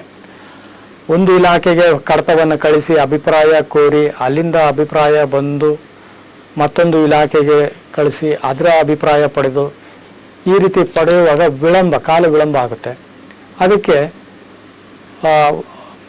ಭಾಗ ಕಡತಗಳು, 1-2-3 ಭಾಗ ಕಡತಗಳನ್ನು ತೆರೆದು, ಕಡತ ಸಂಖ್ಯೆ ಅದೇ ಇರುತ್ತೆ, ಆ ಕಡತದ ಸಂಖ್ಯೆ ಪಕ್ಕದಲ್ಲಿ ಬ್ರಾಕೆಟ್ನಲ್ಲಿ ಭಾಗ 1, ಭಾಗ 2 ಈ ರೀತಿ ವಿವರಿಸಿ ಕಡತವನ್ನು ಆ ಕಡತದಲ್ಲಿ, ಮುಖ್ಯ ಕಡತದಲ್ಲಿ ಏನೇನು ದಾಖಲೆಗಿಡುತ್ತೋ ಅದು ಈ ಕಡತದಲ್ಲೂ ಇಟ್ಟು, ನಂತರದ ಭಾಗ ಕಡತಗಳಲ್ಲೂ ಇಟ್ಟು ಏಕಕಾಲದಲ್ಲಿ ಬೇರೆ ಬೇರೆ ಇಲಾಖೆಗೆ ಪಾರ್ಟ್ ಫೈಲ್ ಕಳಿಸ್ಬೋದು. ಅಥವಾ ಒಂದು ಕಡತ ನಾವು ಈಗಾಗಲೇ ಒಂದು ಇಲಾಖೆಗೆ ಕಳಿಸಿದ್ದೀವಿ, ಆ ಕಡತದ ನಿರೀಕ್ಷಣೆಯಲ್ಲಿ ಇದ್ದೀವಿ, ಅಷ್ಟೊತ್ತಿಗೆ ತುರ್ತಾಗಿ ಅದೇ ವಿಚಾರಕ್ಕೆ ಸಂಬಂಧಪಡುವಂತೆ ಇನ್ನೊಂದು ಕಡತ ತೆರೆಯಬೇಕಾಗೋ ಸಂದರ್ಭ ಬಂದಾಗ ಭಾಗ ಕಡತದಲ್ಲಿ ತೆರೆದು ಕ್ರಮವಹಿಸಿ ಮುಖ್ಯ ಕಡತ ಬಂದಾಗ ಅದು ಇದು ಕೂಡ ವಿಲೀನಗೊಳಿಸಿ ಮರ್ಜ್ ಮಾಡಿ ಕ್ರಮವಹಿಸುವಂಥದ್ದು. ಈಗ ಪತ್ರಗಳಲ್ಲಿ ಸರ್ಕಾರದ ಪತ್ರ, ಕ್ಷೇತ್ರ ಇಲಾಖೆಯಿಂದ ಪ್ರಸ್ತಾವನೆಗೆ ಅಗತ್ಯವಿರುವ ಪೂರಕ ಮಾಹಿತಿ ಪಡೆಯುವ ಸರ್ಕಾರದ ನಿಲುವನ್ನು ತಿಳಿಸುವ ಉದ್ದೇಶಕ್ಕಾಗಿ ಸಾಮಾನ್ಯವಾಗಿ ಸರ್ಕಾರದ ಪತ್ರವನ್ನು ಹೊರಡಿಸಲಾಗುವುದು. ಮಾಹಿತಿಯನ್ನು ಕೋರುವುದಾದಲ್ಲಿ ಪತ್ರ ಹೊರಡಿಸಿದ ನಂತರ ಕೋರಿದ ಮಾಹಿತಿ ಸ್ವೀಕೃತಿ ಆಗುವವರೆಗೆ ಪ್ರತಿ 15 ದಿನಗಳ ನಂತರ ನೆನಪೋಲೆಯನ್ನು ಹೊರಡಿಸಬೇಕು. ಅಂದರೆ ಈಗ ನಾವು ನಮ್ಮ ಸಚಿವಾಲಯದಿಂದ ಅಧೀನ ಇಲಾಖೆಗಳು, ಕ್ಷೇತ್ರ ಇಲಾಖೆಗಳಿಗೆ ಪತ್ರ ಕಳಿಸ್ತೇವೆ.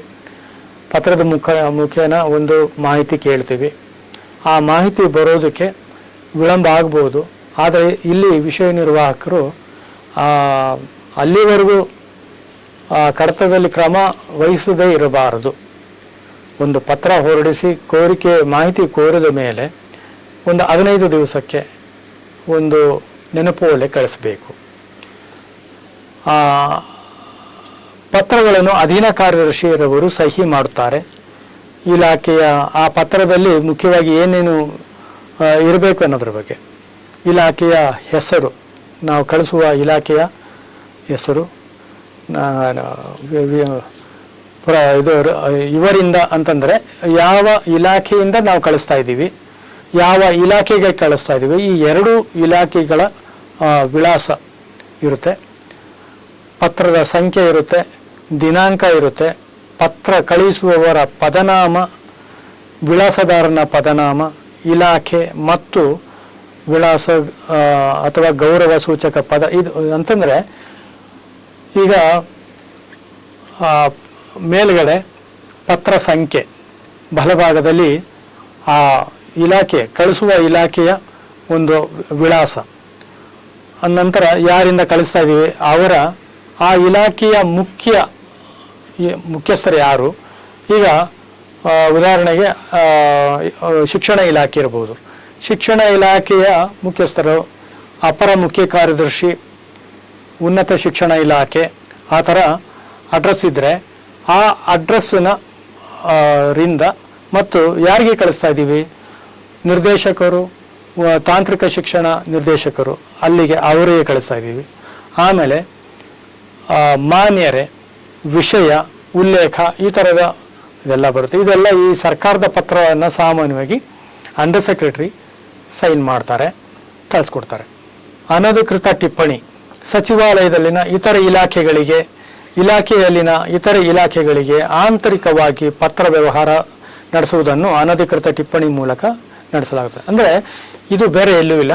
ಕರ್ನಾಟಕ ಸರ್ಕಾರ ಸಚಿವಾಲಯದ ಕಚೇರಿಗಳಲ್ಲಿ ಒಂದು ಇಲಾಖೆಯಿಂದ ಇನ್ನೊಂದು ಇಲಾಖೆಗೆ ಅಥವಾ ಈಗಿನ ಒಂದು ಇಲಾಖೆಯಲ್ಲಿಯೇ ಹಲವು ಶಾಖೆಗಳಲ್ಲಿ ಅವರಿಗೆ ಪತ್ರದ ಮೂಲಕ ಮಾಹಿತಿಗಳನ್ನು ತಿಳಿಸೋದು, ಕೋರೋದು, ಅದಕ್ಕೆ ಈ ಪತ್ರವನ್ನು ಇದು ಮಾಡ್ತಾರೆ, ಅನಧಿಕೃತ ಟಿಪ್ಪಣಿ ಮೂಲಕ ನಡೆಸಲಾಗುತ್ತದೆ. ಅಧೀನ ಕಾರ್ಯದರ್ಶಿಯರವರು ಇದಕ್ಕೆ ಸಹಿ ಮಾಡುತ್ತಾರೆ.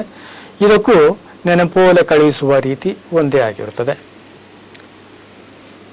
ಸರ್ಕಾರದ ಆದೇಶ ಅಥವಾ ಕರ್ನಾಟಕ ಸರ್ಕಾರದ ನಡವಳಿಗಳು, ಸಾಮಾನ್ಯವಾಗಿ ಇದು ಕರ್ನಾಟಕ ಸರ್ಕಾರದ ನಡವಳಿಗಳು, ಪ್ರೊಸೀಡಿಂಗ್ಸ್ ಆಫ್ ದಿ ಗೌರ್ಮೆಂಟ್ ಅಂತ ಇರುತ್ತಲ್ಲ, ಇದನ್ನು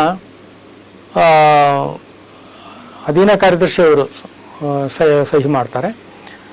ಸಂದರ್ಭಾನುಸಾರ ಕೆಲವು ಇದರಲ್ಲಿ ಮಾತ್ರ ಇತರೆ ಉನ್ನತ ಅಧಿಕಾರಿಗಳು ಸಹಿ ಮಾಡ್ತಾರೆ. ಆದರೆ ಬಹುತೇಕ ಎಲ್ಲ ಸರ್ಕಾರದ ಅಧೀನ ಕಾರ್ಯದರ್ಶಿಯವರು ಸಹಿ ಮಾಡ್ತಾರೆ. ಸರ್ಕಾರದ ನೀತಿಯನ್ನು ಪ್ರಕಟಿಸಲು, ಸಾರ್ವಜನಿಕರಿಗೆ ಅನ್ವಯಿಸುವ ಮಾಹಿತಿಯನ್ನು ಪ್ರಕಟಿಸಲು, ಸರ್ಕಾರದ ಮಂಜೂರಾತಿಯನ್ನು ತಿಳಿಸಲು ಸರ್ಕಾರದ ಆದೇಶಗಳನ್ನು ಹೊರಡಿಸಲಾಗುತ್ತದೆ. ಹಾಗೂ ಇವುಗಳನ್ನು ಸಂದರ್ಭಾನುಸಾರ ರಾಜ್ಯಪತ್ರದಲ್ಲಿ ಕೂಡ ಪ್ರಕಟಿಸಲಾಗುತ್ತದೆ. ಅಧೀನ ಕಾರ್ಯದರ್ಶಿಯರವರು ಇದಕ್ಕೆ ಸಹಿ ಮಾಡುತ್ತಾರೆ. ನಡವಳಿಗಳು ಅಂದರೆ ಏನೇನು ಅದರಲ್ಲಿ ಕಂಟೆಂಟ್ ಇರುತ್ತೆ ಅನ್ನೋದ್ರ ಬಗ್ಗೆ. ಮೇಲ್ಗಡೆ ಕರ್ನಾಟಕ ಸರ್ಕಾರದ ನಡವಳಿಗಳು ಅಂತ ಇರುತ್ತೆ. ಅದರ ನಂತರದ ಲೈನಲ್ಲಿ ವಿಷಯ ಕಡತ ತೆರೆದಾಗ ಏನು ವಿಷಯ ಆ ಕಡತಕ್ಕೆ ಕೊಟ್ಟಿರ್ತಾರೋ ಅದು ಕಡತ ಪ್ರಾರಂಭ ಆದಾಗಿಂದ ಮುಕ್ತಾಯದವರೆಗೆ ವಿಷಯ ಒಂದೇ ಇರುತ್ತೆ, ಬದಲಾವಣೆ ಮಾಡಬಾರದು. ಸಾಮಾನ್ಯವಾಗಿ ಬದಲಾವಣೆ ಮಾಡೋದಿಲ್ಲ. ಆ ವಿಷಯವನ್ನೇ ಇಲ್ಲಿ ಟೈಪ್ ಮಾಡ್ತಾರೆ ಇರುತ್ತೆ. ಅದ ನಂತರ ಓದಲಾಗಿದೆ ಅಂತ ರೀಡ್ ಅಂತ ಹಾಕಿರ್ತಾರೆ. ಉಲ್ಲೇಖ ಅಂತ ನಾವು ಇತರೆ ಪತ್ರಗಳಲ್ಲಿ ಉಲ್ಲೇಖ ಅಂತ ಹೇಳ್ತೀವಿ, ಇಲ್ಲಿ ಓದಲಾಗಿದೆ ಅಂತ ಹೇಳ್ತೀವಿ. ಅದಾದ ಮೇಲೆ ಅದರ ನಂತರದ ಭಾಗ ಏನಂತಂದರೆ ಪ್ರಸ್ತಾವನೆ. ಒಂದು ಆದೇಶ, ಸರ್ಕಾರದ ಆದೇಶ ಮಾಡುವಾಗ ಒಂದು ಭಾಗ ಪ್ರಸ್ತಾವನೆ, ಆ ಆದೇಶಕ್ಕೆ ಸಂಬಂಧಪಡುವಂತೆ ಉದ್ಭವ ಆದಂಥ ಪ್ರಸ್ತಾವನೆ ಏನೇನು ಅಗತ್ಯ ಮಾಹಿತಿಗಳನ್ನೆಲ್ಲ ಅಲ್ಲಿ ಓದಿದಾಗ, ಆ ಆದೇಶದಲ್ಲಿ ಓದಿದಾಗಲೇ ಎಲ್ಲ ಒಂದು ಸಂಕ್ಷಿಪ್ತ ಮಾಹಿತಿ ಸಿಗುತ್ತೆ. ಅದನ್ನು ಪ್ರಸ್ತಾವನೆ ಅಂತ ಹೇಳ್ತಾರೆ. ಅಷ್ಟು ಭಾಗ ಆದ ಮೇಲೆ ಅದರ ಕೆಳಗಡೆ ಅದೇ ಪ್ರಸ್ತಾವನೆಯನ್ನು ಪೀಠಿಕೆ ಅಂತಲೂ ಹೇಳ್ತಾರೆ. ಅದಾದ ಮೇಲೆ ಕರ್ನಾಟಕ ಸರ್ಕಾರದ ಆದೇಶ, ಸರ್ಕಾರದ ಆದೇಶ ಭಾಗ ಬರುತ್ತೆ. ಅಲ್ಲಿ ಮಂಜೂರಾತಿ ಆದರೆ ಆರ್ಥಿಕ ಇಲಾಖೆಯ ಸಹಮತಿಯ ಉಲ್ಲೇಖ, ಸಹಿ ಪದ, ಅಂದರೆ ಪ್ರಸ್ತಾವನೆ ಪೀಠಿಕೆ ಭಾಗ ಎಲ್ಲ ಮುಗಿದ ನಂತರ ಸ್ಥಳ, ದಿನಾಂಕ, ಸರ್ಕಾರದ ಆದೇಶ ಸಂಖ್ಯೆ ಅದನ್ನೆಲ್ಲ ನಮೂದು ಮಾಡಿ ಒಂದು ಗೆರೆ ಹಾಕಿ, ಆ ನಂತರದ ಭಾಗ ಚುಟುಕಾಗಿ ಚಿಕ್ಕದಾಗಿ ಆದೇಶ ಎಷ್ಟು ಬೇಕೋ ಅಷ್ಟಕ್ಕೆ ಮಾತ್ರ ಸೀಮಿತಗೊಳಿಸಿ ಆದೇಶ ಮಾಡಿ, ನಂತರದ ಭಾಗದಲ್ಲಿ ಕೆಲವೊಮ್ಮೆ ಅದು ಆ ಆದೇಶಕ್ಕೆ ಆರ್ಥಿಕ ಇಲಾಖೆಯ ಸಹಮತಿ ನೀಡಿರುವಂಥದ್ದಾಗಿದ್ದರೆ ಆ ಆರ್ಥಿಕ ಇಲಾಖೆ ಸಹಮತಿ ಯಾವ ಟಿಪ್ಪಣಿ ಸಂಖ್ಯೆ ಅಥವಾ ಅವರ ಸಂಖ್ಯೆಗಳನ್ನೆಲ್ಲ ಅದರಲ್ಲಿ ಮೆನ್ಷನ್ ಮಾಡಬೇಕಾಗತ್ತೆ. ಮಾಡಿದ ನಂತರ ಸಹಿ, ಪದನಾಮ, ವಿಳಾಸ ಇವರಿಗೆ ಅಂತ ಅಲ್ಲಿ ಅಧೀನ ಕಾರ್ಯದರ್ಶಿಯವರು ಕರ್ನಾಟಕ ಸರ್ಕಾರ ಪ್ರತಿಯೊಂದು ಆದೇಶಕ್ಕೂ ಕರ್ನಾಟಕ ಸರ್ಕಾರ ಸೈನ್ ಮಾಡುವಾಗ ಮಾನ್ಯ ರಾಜ್ಯಪಾಲರ ಆದೇಶಾನುಸಾರ ಮತ್ತು ಅವರ ಹೆಸರಿನಲ್ಲಿ ಅಂತ ಬರುತ್ತೆ. ನಂತರ ಅಲ್ಲಿ ಸಹಿ ಅಧೀನ ಕಾರ್ಯದರ್ಶಿ ಮಾಡ್ತಾರೆ. ಅದಾದ ನಂತರ ಆ ವಿಳಾಸ ಎಲ್ಲ ಬರುತ್ತೆ. ಅದು ಕರ್ನಾಟಕ ರಾಜ್ಯಪಾಲರ ಆದೇಶಾನುಸಾರ ಮತ್ತು ಅವರ ಹೆಸರಿನಲ್ಲಿ ಅನ್ನೋದನ್ನ ನೋಡಿ. ಈ ನಿಯಮದ ಪ್ರಕಾರ ಅಂದರೆ ಭಾರತ ಸಂವಿಧಾನದ ಅನುಚ್ಛೇದ 154(1)(2) ಅನ್ವಯ ರಾಜ್ಯದ ಕಾರ್ಯನಿರ್ವಾಹಕ ಅಧಿಕಾರ ಎಕ್ಸಿಕ್ಯೂಟಿವ್ ಪವರ್ ಮಾನ್ಯ ರಾಜ್ಯಪಾಲರಿಗೆ ವಹಿಸಲಾಗಿರುತ್ತದೆ. ಇದರ ಅನ್ವಯ ರಾಜ್ಯಪಾಲರು ನೇರವಾಗಿ ಅಥವಾ ಅವರ ಅಧೀನ ಅಧಿಕಾರಿಗಳ ಮೂಲಕ ರಾಜ್ಯದ ಕಾರ್ಯನಿರ್ವಾಹಕ ಅಧಿಕಾರವನ್ನು ಚಲಾಯಿಸಲಾಗುತ್ತೆ. ಆ ಒಂದು ಅವಕಾಶದಲ್ಲಿ ಈ ಅವರ ಪ್ರತಿಯೊಂದು ಆದೇಶಕ್ಕೆ ಕರ್ನಾಟಕ ರಾಜ್ಯಪಾಲರ ಆದೇಶಾನುಸಾರ ಮತ್ತು ಅವರ ಹೆಸರಿನಲ್ಲಿ ಅಂತ ಅಲ್ಲಿ ತಿಳಿಸ್ತಾರೆ. ಅಧಿಸೂಚನೆ, ಅಧಿಕೃತ ಜ್ಞಾಪನ ಸಾಮಾನ್ಯವಾಗಿ ಸೇವಾ ವಿಷಯಗಳಿಗೆ ಸಂಬಂಧಿಸಿದಂತೆ ಇವುಗಳನ್ನು ಬಳಸಲಾಗುತ್ತದೆ. ಅಧಿಸೂಚನೆ ಅಂದರೆ ಗ್ರೂಪ್ ಎ ಮತ್ತು ಬಿ ಅಧಿಕಾರಿಗಳ ಸೇವಾ ವಿಷಯಗಳಿಗೆ ಅಧಿಸೂಚನೆ ಅಥವಾ ನೋಟಿಫಿಕೇಶನ್, ಗ್ರೂಪ್ ಸಿ ಮತ್ತು ಡಿ ನೌಕರರ ವಿಷಯಗಳಿಗೆ ಅಧಿಕೃತ ಜ್ಞಾಪನ, ಅಫಿಷಿಯಲ್ ಮೆಮೊರ್ಯಾಂಡಮ್ ಅಂತ ತಿಳಿಸ್ತಾರೆ. ಅದಲ್ಲದೆ ಅಧಿಸೂಚನೆಯನ್ನು ಸರ್ಕಾರದ ವಿನಿಮಯ ಆ್ಯಕ್ಟ್ಗಳನ್ನು ಅಧಿಸೂಚಿಸಲು ಸಹ ಗಳನ್ನು ಕೂಡ ನೋಟಿಫಿಕೇಶನ್ ಮೂಲಕ ಅಧಿಸೂಚಿಸಿ ಅದನ್ನು ಪಬ್ಲಿಷ್ ಮಾಡೋದು ಅದೆಲ್ಲ ಈ ಅಧಿಸೂಚನೆಯಲ್ಲೇ ಇದೆ. ಅದಕ್ಕೂ ಕೂಡ ಸಂಖ್ಯೆ, ವಿಳಾಸ, ದಿನಾಂಕ, ಅಧಿಸೂಚನೆ, ವಿಷಯ, ಉಲ್ಲೇಖ, ಮಾಹಿತಿ, ಸಹಿ, ಹೆಸರು ಇದರ ಒಂದು ಮಾದರಿಯನ್ನು ವಿಷಯ ನಿರ್ವಾಹಕರು ನೋಡ್ಕೊಂಡಿರ್ಬೇಕಾಗತ್ತೆ. ನಂತರ ಸಭಾ ಸೂಚನಾ ಪತ್ರ, ಇದು ಬಹಳ ಮುಖ್ಯ. ಒಂದಕ್ಕಿಂತ ಹೆಚ್ಚು ಇಲಾಖೆಗಳೊಂದಿಗೆ ಚರ್ಚಿಸಿ ಸಮಾಲೋಚಿಸಲು ಸಭೆಗಳನ್ನು ಕರೆಯುವ ವಿಧಾನ.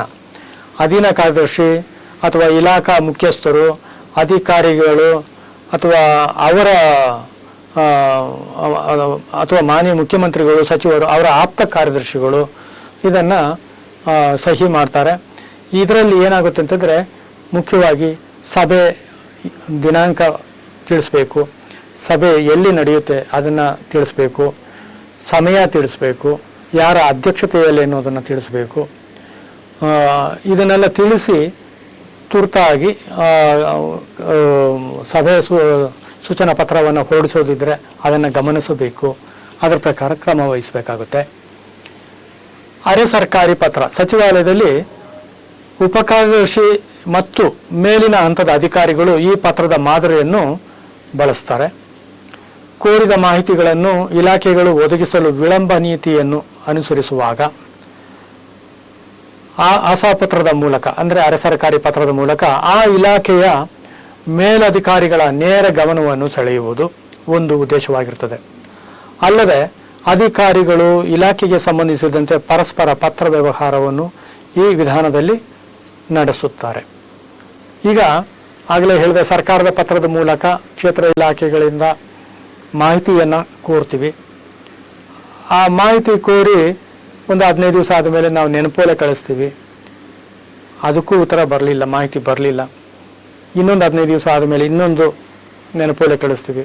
ಈಗ ಒಂದು 2-3 ನೆನಪೋಲೆ ಆದ ಮೇಲೂ ಕೂಡ ಕೋರಿದ ಮಾಹಿತಿ ಬರ್ತಾ ಇಲ್ಲ, ಕಡತ ಇಲ್ಲಿ ಬಾಕಿ ಇದೆ. ಅಂಥ ಸಂದರ್ಭದಲ್ಲಿ ಮೇಲಧಿಕಾರಿಗಳು ಅಂದರೆ ಉಪಕಾರ್ಯದರ್ಶಿ ಮೇಲ್ಪಟ್ಟು ಅಧಿಕಾರಿಗಳ ಗಮನಕ್ಕೆ ತಂದಾಗ ಅವರು ಅರೆ ಸರ್ಕಾರಿ ಪತ್ರದ ಮೂಲಕ ತಮ್ಮ ಹೆಸರಿನಲ್ಲಿ ತಮ್ಮ ಸಹಿಯಲ್ಲಿ ಆ ಸಂಬಂಧಪಡುವ ಕ್ಷೇತ್ರ ಇಲಾಖೆಯ ನಿರ್ದೇಶಕರು ಅಧಿಕಾರಿಗಳು ಯಾರಿಗೆ ನೇರವಾಗಿ ಒಂದು ಪತ್ರ ಕಳಿಸುವ ವಿಧಾನ.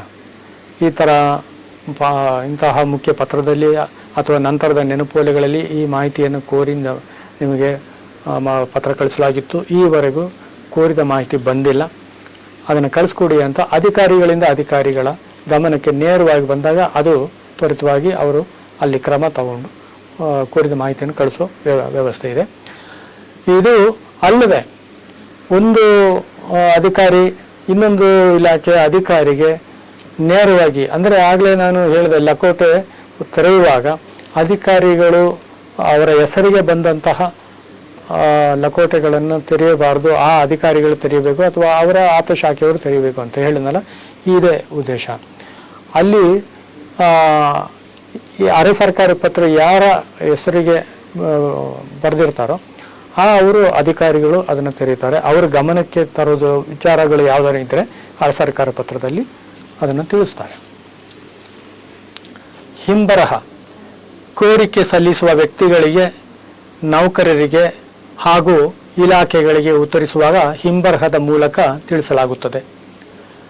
ಹಾಗೂ ಕರ್ನಾಟಕ ಸರ್ಕಾರ ಸಚಿವಾಲಯದಲ್ಲಿ finance department FD, DPR, law department, DPL department of parliamentary affairs ಇತ್ಯಾದಿ ಇಲಾಖೆಗಳು ಅಭಿಪ್ರಾಯ, ಸಹಮತಿ, ಅನುಮೋದನೆ ತಿಳಿಸುವಾಗ ಕಡತದಲ್ಲಿ ಹಿಂಬರಹದ ಮೂಲಕ ತಿಳಿಸ್ತಾರೆ.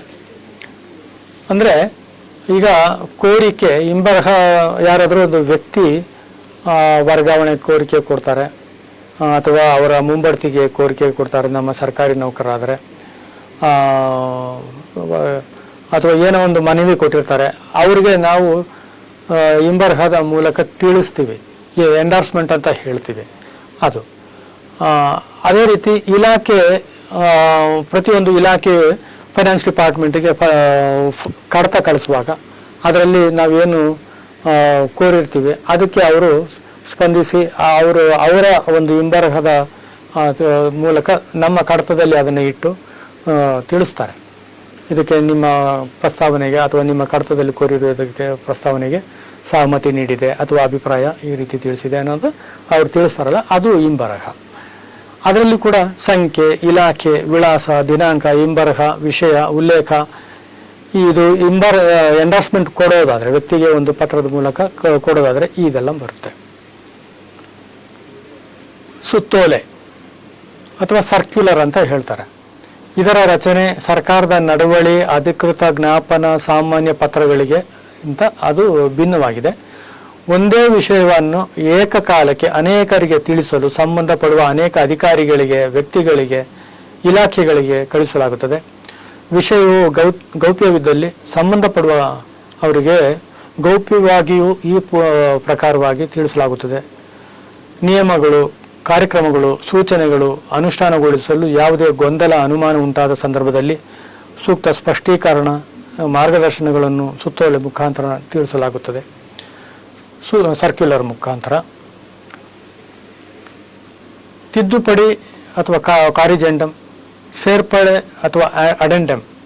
ಈಗ ಒಮ್ಮೆ ಹೊರಡಿಸಿದ ನಂತರ ಅಂತಹ ಯಾವುದೇ ಸರ್ಕಾರದ ನಡವಳಿ, ಅಧಿಸೂಚನೆ, ಅಧಿಕೃತ ಜ್ಞಾಪನ ಇತ್ಯಾದಿಗಳಲ್ಲಿ ತಿದ್ದುಪಡಿ ಅಥವಾ ಸೇರ್ಪಡೆ ಮಾಡಬೇಕಾದ ಸಂದರ್ಭದಲ್ಲಿ ಈ ಮಾದರಿಯಲ್ಲಿ ಕ್ರಮ ವಹಿಸಬಹುದಾಗಿದೆ. ಒಂದು ಆದೇಶ ಮಾಡಿರ್ತಾರೆ, ಅದು ಒಂದು ಪುಟ 2 ಪುಟದ ಒಂದು ಆದೇಶ ಇರಬಹುದು. ಆದೇಶದಲ್ಲಿ ಕೆಲವೊಮ್ಮೆ ಕಣ್ತಪ್ಪಿನಿಂದ ಏನೋ ಒಂದು ವಿಷಯ, ತಿಳಿಸಬೇಕಾದಂಥ ವಿಷಯ ಬಿಟ್ಟೋಗಿರುತ್ತೆ, ಅಥವಾ ಅಲ್ಲಿ ತಪ್ಪು ಏನೋ ಆಗಿರುತ್ತೆ, ಕಣ್ತಪ್ಪಿನಿಂದ ಆಗಿರುತ್ತೆ. ಈಗ ಮಂಜೂರಾತಿ ಆದೇಶದಲ್ಲಿ 1 ಕೋಟಿ ಅಥವಾ 2 ಕೋಟಿ ಅನ್ನೋದು ಒಂದು ಮಂಜೂರಾತಿ ತಿಳಿಸ್ಬೇಕಾಗಿರುತ್ತೆ. 2 ಕೋಟಿಗೆ ಬದಲು ನಾವು 1 ಕೋಟಿ ಅಂತ ತಿಳಿಸ್ಬಿಟ್ಟಿರ್ತೀವಿ, ಹೊರಡಿಸ್ಬಿಟ್ಟಿದ್ದೀವಿ. ಆಮೇಲೆ ಹೊರಡಿಸಿದ ನಂತರ ಅದು ಪ್ರಕಟಣೆಗೊಂಡ ನಂತರ ನಮಗೆ ಅದು ಗಮನಕ್ಕೆ ಬರುತ್ತೆ, ಅರೆ ಅದು 2 ಕೋಟಿ ಅಲ್ಲ ಅಥವಾ 1 ಕೋಟಿ ಅಂತ. ಆಗ ತಿದ್ದುಪಡಿ ಅಂತ ಮಾಡ್ಬೋದು. ತಿದ್ದುಪಡಿನಲ್ಲಿ ಆ ಸಂಪೂರ್ಣ ಮುಖ್ಯ ಆದೇಶದಲ್ಲಿ 1 ಪುಟ ಅಥವಾ 2 ಪುಟದ ಆದೇಶ ಇರ್ಬೋದು, ಅದೆಲ್ಲ ಬೇಕಾಗಿಲ್ಲ. ಇಂತಹ ಆದೇಶದಲ್ಲಿ ತಿಳಿಸಿರುವ ಮೊತ್ತ ಇಂಥ ಮೊತ್ತಕ್ಕೆ ಬದಲಾಗಿ ಇಂಥ ಮೊತ್ತವೆಂದು ತಿದ್ದಿ ಓದಿಕೊಳ್ಳತಕ್ಕದ್ದು ಅಂತ ಒಂದು ಆದೇಶ ಮಾಡೋದು ಅಷ್ಟೇ. ಅದೇ ರೀತಿ ಸೇರ್ಪಡೆ. ಈಗ ಒಂದು 5 ಜನದ ಮುಂಬಡ್ತಿ ಆದೇಶ ಹೊರಡಿಸಿದ್ದಾರೆ. ಆ ಮುಂಬಡ್ತಿ ಆದೇಶದಲ್ಲಿ 6ನೇ ವ್ಯಕ್ತಿಯನ್ನು ಸೇರಿಸಬೇಕಾಗಿತ್ತು. ವರ್ಗಾವಣೆ ಆದೇಶದಲ್ಲೂ ಕೂಡ ಒಂದು 6ನೇ ವ್ಯಕ್ತಿಯನ್ನು ಸೇರಿಸಬೇಕಾಗಿತ್ತು. ಅದನ್ನು ಸೇರ್ಪಡೆ, ಆ ಮುಖ್ಯ ಆದೇಶವನ್ನು ಮತ್ತೆ ಅಷ್ಟೂ ಮಾಹಿತಿಯನ್ನು ಈ ತರೋದು ಬೇಕಾಗಿಲ್ಲ. ಆವಾಗ ಏನು ಮಾಡ್ತಾರೆ, ಈ ಅಂಶವನ್ನು ಮಾತ್ರ ಸೇರ್ಪಡಿಸಿ ಈ ಅಂಶವನ್ನು ಆ ಮುಖ್ಯ ಆದೇಶದ ಇಂತಹ ಸಾಲಿನಲ್ಲಿ ಸೇರಿಸಿ ಓದಿಕೊಳ್ಳತಕ್ಕದ್ದು ಅಂತ ಹೇಳಿ ಮಾಡ್ತಾರೆ. ಇಲಾಖೆಯ ಪ್ರತಿಯೊಂದು ಕಡತಗಳಿಗೆ ಸಂಬಂಧಪಡುವಂತಹ ಸಹಕರಿಸಲು ಅಥವಾ ನಮ್ಮನ್ನು ಮಾರ್ಗದರ್ಶನ ನೀಡಲು ಸಹಕರಿಸಲು ಕೆಲವೊಂದು ವಿಭಾಗಗಳು ಕೂಡ ಇದ್ದಾವೆ. ಅದು ಇಲಾಖೆಯಲ್ಲೇ ಇರಬಹುದು ಅಥವಾ ಸಚಿವಾಲಯದ ಇತರ ಭಾಗದಲ್ಲಿ, ಇತರ ಇಲಾಖೆಯಲ್ಲಿ ಇರಬಹುದು. ಅವರು ಕೂಡ ನಮ್ಮನ್ನು ಸಹಕರಿಸಿ ಅವರ ಸಹಕಾರ ಬೇಕಾಗುತ್ತೆ. ಅದು ಮುಖ್ಯವಾಗಿ ಪ್ರತಿಯೊಂದು ಇಲಾಖೆಗಳಲ್ಲೂ ಕೂಡ ಕಾನೂನು ಕೋಶದ ಮುಖ್ಯಸ್ಥರು ಇರ್ತಾರೆ. ಹೆಡ್ಸ್ ಆಫ್ ಲೀಗಲ್ ಸೆಲ್ ಅಂತ ಒಂದು ಯಾವುದೇ ನ್ಯಾಯಾಲಯ ಪ್ರಕರಣಗಳಿಗೆ ಸಂಬಂಧಿಸಿದಂತೆ ಸಲಹೆ, ಅಭಿಪ್ರಾಯ ನೀಡುವ, ಸರ್ಕಾರಿ ವಕೀಲರನ್ನು ನೇಮಿಸುವ ಕ್ರಮಗಳನ್ನು ನಿರ್ವಹಿಸಲಾಗುತ್ತದೆ. ಅಂತಹ ಕಡತಗಳನ್ನು ಇಲಾಖೆಯ ಉಪಕಾರ್ಯದರ್ಶಿ ಮತ್ತು ಮೇಲ್ಪಟ್ಟ ಅಧಿಕಾರಿಗಳು HLCಗೆ ಕಳಿಸಲಾಗುತ್ತದೆ. ಜಿಲ್ಲಾ ನ್ಯಾಯಾಧೀಶ ಹುದ್ದೆಯ ಅಧಿಕಾರಿಯಾಗಿದ್ದು ಸಚಿವಾಲಯದಲ್ಲಿ ಉಪಕಾರ್ಯದರ್ಶಿ ಹುದ್ದೆಗೆ ಸಮಾನಾಂತರದ ಹುದ್ದೆಯಲ್ಲಿ ನಿಯೋಜಿಸಲಾಗಿರುತ್ತದೆ. 2 ಅಥವಾ 3 ಇಲಾಖೆಗೆ ಒಬ್ಬ HLC ಇರುತ್ತಾರೆ. ಪ್ರಸ್ತುತ ನ್ಯಾಯಾಲಯ ಪ್ರಕರಣಗಳನ್ನು CCMS ತಂತ್ರಾಂಶದಲ್ಲಿ ನಿರ್ವಹಿಸಲಾಗುತ್ತದೆ. ಈ ಭೌತಿಕ ಕಡತಗಳನ್ನು ಸಾಮಾನ್ಯವಾಗಿ ಕಳಿಸುವಾಗ ಈ ಅಂಶಗಳು ಕಡತವನ್ನು ಅವರಿಗೆ ಕಳಿಸುವಾಗ ಆ ಇಲಾಖೆಯ ಕನಿಷ್ಠ ಉಪಕಾರ್ಯದರ್ಶಿ ಹಂತದ ಅಧಿಕಾರಿಗಳು ಅವರಿಗೆ ಕಡತವನ್ನು ಕಳಿಸ್ಕೊಡ್ತಾರೆ. ಏನು ಅಂತಂದರೆ, ಯಾವುದೋ ಒಂದು ನ್ಯಾಯಾಲಯ ಪ್ರಕರಣ ದಾಖಲಾಗಿದೆ, ಅದನ್ನು ಸರ್ಕಾರದ ಪರವಾಗಿ ವಾದಿಸಲು ಸರ್ಕಾರಿ ವಕೀಲರನ್ನು ಅಧಿಕೃತಗೊಳಿಸಿ ನೇಮಿಸುವುದು ಇವರ ಕರ್ತವ್ಯ ಆಯಾ ಇಲಾಖೆಯಲ್ಲಿ. ಅದಕ್ಕೆ ಸಂಬಂಧಪಟ್ಟ ಆದೇಶ ಮಾಡ್ತಾರೆ. ಮತ್ತು ನ್ಯಾಯಾಲಯದಿಂದ ಬರುವಂಥ ಆದೇಶದ ಪ್ರತಿಗಳನ್ನು ಇವರು ಸ್ವೀಕರಿಸಿದ ನಂತರ ಅದರಲ್ಲಿ ಮೇಲ್ಮನವಿ ಸಲ್ಲಿಸಲು ಅದಕ್ಕೆ ಯೋಗ್ಯವೇ ಇಲ್ಲವೇ ಅನ್ನೋದನ್ನು ಕೂಡ ಪರಿಶೀಲಿಸಿ ಅದನ್ನೆಲ್ಲ ಇವರು ತಿಳಿಸ್ತಾರೆ. ಅದೇ ಥರ ಇಲಾಖೆಗಳಲ್ಲಿ ಆಂತರಿಕ ಆರ್ಥಿಕ ಸಲಹೆಗಾರರು IFA ಇಂಟರ್ನಲ್ ಫೈನಾನ್ಷಿಯಲ್ ಅಡ್ವೈಸರ್ ಅಂತ ಇರ್ತಾರೆ. ಪ್ರತಿಯೊಂದು ಇಲಾಖೆಯಲ್ಲಿ ಆರ್ಥಿಕ ಪರಿಣಾಮ ಬೀರುವ ಪ್ರಸ್ತಾವನೆಗಳಿಗೆ ಅಭಿಪ್ರಾಯ ನೀಡುವುದನ್ನು ಹಾಗೂ ಆರ್ಥಿಕ ಇಲಾಖೆಗೆ ಕಳುಹಿಸುವ ಪ್ರಸ್ತಾವನೆಯನ್ನು ಮೊದಲಿಗೆ ಇವರ ಅಭಿಪ್ರಾಯ ಪಡೆದ ನಂತರವಷ್ಟೇ ಕಳಿಸಲಾಗುತ್ತದೆ. ಇಲ್ಲಿ ಅಭಿಪ್ರಾಯ ಮತ್ತು ಆಯವ್ಯಯ ಎಂಬ 2 ಶಾಖೆಗಳಿರ್ತವೆ. ಅಲ್ಲದೆ ಇಲಾಖೆಯ ಯಾವುದೇ ಆಡಿಟ್ ಪ್ಯಾರಾಗಳನ್ನು ಲೆಕ್ಕ ಪರಿಶೋಧನೆಯನ್ನು ಪರಿಶೀಲಿಸುವ ಕ್ರಮವನ್ನು ಇವರ ಕಚೇರಿಯಲ್ಲಿ ನಿರ್ವಹಿಸಲಾಗುತ್ತದೆ. ಸಾಮಾನ್ಯವಾಗಿ ಸಚಿವಾಲಯದ ಅಧಿಕಾರಿಯಾಗಿದ್ದು ಉಪಕಾರ್ಯದರ್ಶಿ ಹುದ್ದೆಗೆ ಸಮಾನಾಂತರದ ಹುದ್ದೆಯಲ್ಲಿ ನೇಮಿಸಲಾಗುತ್ತದೆ. 2 ಅಥವಾ 3 ಇಲಾಖೆಗೆ ಒಬ್ಬ IFA ಇರ್ತಾರೆ. ಆ ಇಲಾಖೆಗೆ ಬೇರೆ ಬೇರೆ ಇಲಾಖೆಯವರು ಕೂಡ ಅಭಿಪ್ರಾಯ, ಸಹಮತಿ ಎಲ್ಲ ನೀಡ್ತಾರೆ. ಅಂಥದ್ರಲ್ಲಿ ಯೋಜನಾ ಇಲಾಖೆ, ರಾಜ್ಯ ಯೋಜನಾ ವಿಷಯಗಳಿಗೆ ಸಂಬಂಧಿಸಿದ ಪ್ರಸ್ತಾವನೆಗಳಿಗೆ ಯೋಜನಾ ಇಲಾಖೆ ಅಭಿಪ್ರಾಯ ಮತ್ತು ಸಹಮತಿ ಪಡಿಬಹುದು.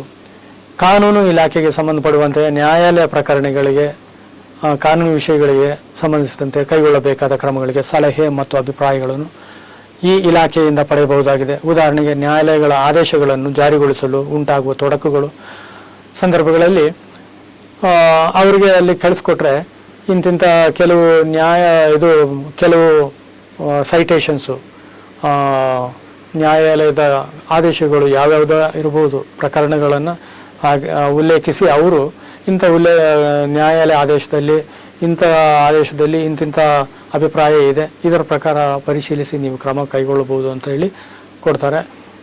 ಅದನ್ನು ಇಟ್ಕೊಂಡು ವಿಷಯ ನಿರ್ವಾಹಕರು ಅಗತ್ಯ ಕ್ರಮ ವಹಿಸಬೇಕಾಗುತ್ತೆ.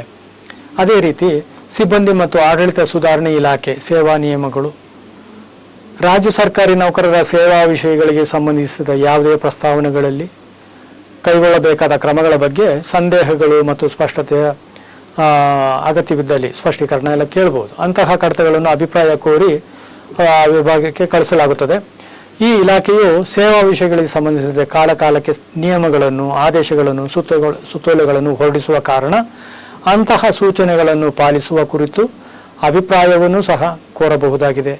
ಸೇವಾ ವಿಷಯಗಳಲ್ಲಿ ಪ್ರಮುಖವಾದವುಗಳು ಈ ಕೆಳಕಂಡಂತಿದೆ: ವರ್ಗಾವಣೆ ನೀತಿಗಳು, ವೃಂದ ಮತ್ತು ನೇಮಕಾತಿ ನಿಯಮಾವಳಿ, ಮುಂಬಡ್ತಿ ನಿಯಮಾವಳಿ, ಜ್ಯೇಷ್ಠತಾ ನಿಯಮಾವಳಿ, ಮೀಸಲಾತಿ ನಿಯಮಾವಳಿ, ಸಾಮಾನ್ಯ ನೇಮಕಾತಿ ನಿಯಮಾವಳಿ, ಪರಿವೀಕ್ಷಣಾ ಅವಧಿ ನಿಯಮಾವಳಿ, CCA ನಿಯಮಾವಳಿ ಅಂದರೆ ಈ ಶಿಸ್ತು ಪ್ರಕರಣಗಳಿಗೆ ಸಂಬಂಧಪಡುವಂತಹ ನಿಯಮಾವಳಿ, ವೈದ್ಯಕೀಯ ಹಾಜರಾತಿ ನಿಯಮಾವಳಿ ಇತ್ಯಾದಿಗಳಲ್ಲದೆ ಈ ಎಲ್ಲ ವಿಷಯಗಳಿಗೆ ಸಂಬಂಧಿಸಿದಂತೆ ಕಾಲಕಾಲಕ್ಕೆ ಪ್ರಕಟಿಸಲಾಗುವ ಸೂಚನೆಗಳು ಇತ್ಯಾದಿಗಳು ಇವರ ಬಗ್ಗೆ ಕೂಡ ಕಳಿಸ್ಬೋದು.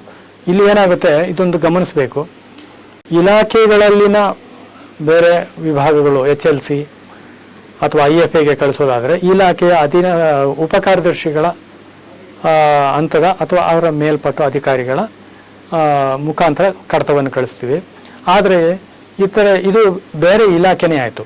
ಅಲ್ಲಿಗೆ ಕಳಿಸುವಾಗ ಈ ಇಲಾಖೆಯ ಮುಖ್ಯಸ್ಥರು ಅಂದರೆ ಈ ಇಲಾಖೆಯ ಸರ್ಕಾರದ ಕಾರ್ಯದರ್ಶಿನೋ ಪ್ರಧಾನ ಕಾರ್ಯದರ್ಶಿನೋ ಅವರ ಮುಖಾಂತರ ಮತ್ತೊಂದು ಇಲಾಖೆಯ ಸರ್ಕಾರದ ಕಾರ್ಯದರ್ಶಿ, ಪ್ರಧಾನ ಕಾರ್ಯದರ್ಶಿ, ಈ ರೀತಿ ಇಲಾಖಾ ಮುಖ್ಯಸ್ಥರು ಕಡತಗಳನ್ನು ಕಳಿಸಬೇಕಾಗುತ್ತೆ.